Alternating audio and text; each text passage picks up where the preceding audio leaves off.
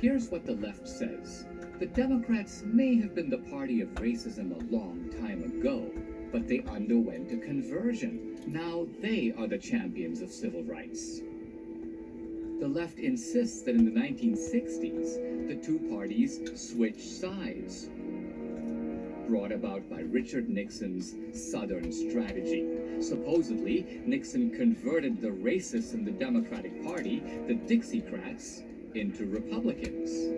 So today, Democrats are the good guys, and Trump and the Republicans are the bad guys. Did Nixon have a campaign strategy that appealed to the racists of the Deep South? No one has uncovered a single racist campaign statement by Nixon. So the left says Nixon used crime and drugs as a code for racism.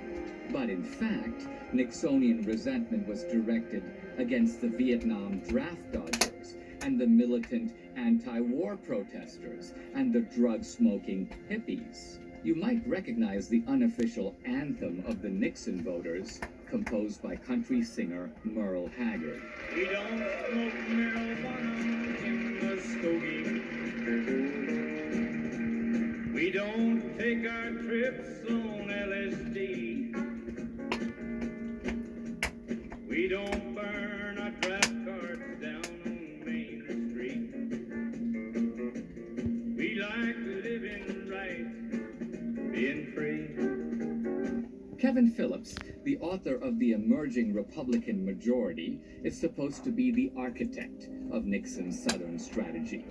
But Phillips reveals that Nixon didn't have a Southern strategy, he had a Sunbelt strategy. Nixon wanted to appeal to those urban, upwardly mobile voters stretching all the way from Florida to California.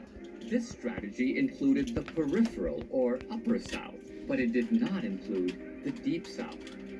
Nixon won the Sun Belt, and he lost the Deep South to Democratic segregationist George Wallace. One of the first things Nixon did when he took office in 1969 was to introduce America's first affirmative action program. Nixon is helping minority people through his black entrepreneurship program. Now, would a racist president playing to a racist base give legal preferences to blacks over whites? Absurd. And what about those Dixiecrats? How many of them became Republicans? Here is a list of senators and congressmen who joined the Dixiecrat Party or voted against the Civil Rights Act of 1964.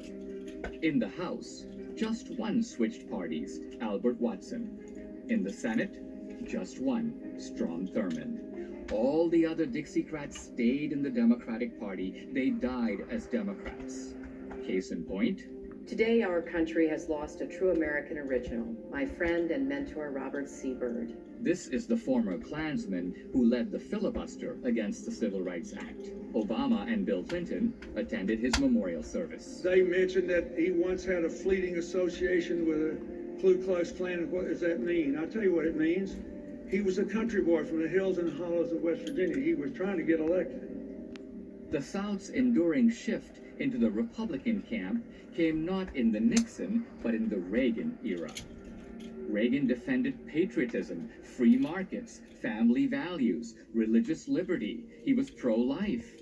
It had nothing to do with race. As the South became less racist, it became more Republican. So the progressive Democratic claim that the party switched sides and the Democrats are now the good guys and Republicans are the bad guys is a big lie. Time to fast